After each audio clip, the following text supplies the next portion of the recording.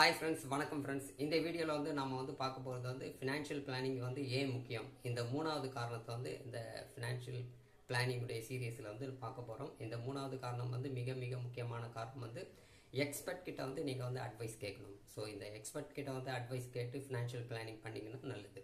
இப்போ வந்து ஒரு உதாரணத்துக்கே வந்து நம்ம வந்து பார்ப்போமே. ஸோ ஒரு உதாரணத்துக்கு வந்து இயற்கையாக வந்து பார்த்தீங்கன்னா குயில் வந்துட்டு ரொம்ப அழகாக வந்து பாடும். ஆனால் அந்த குயிலுக்கு வந்துட்டு தன் முட்டைகளுக்கு வந்து அடைக்காத்துக்கு வந்து குஞ்சு பொறிக்க வந்து தெரியாது.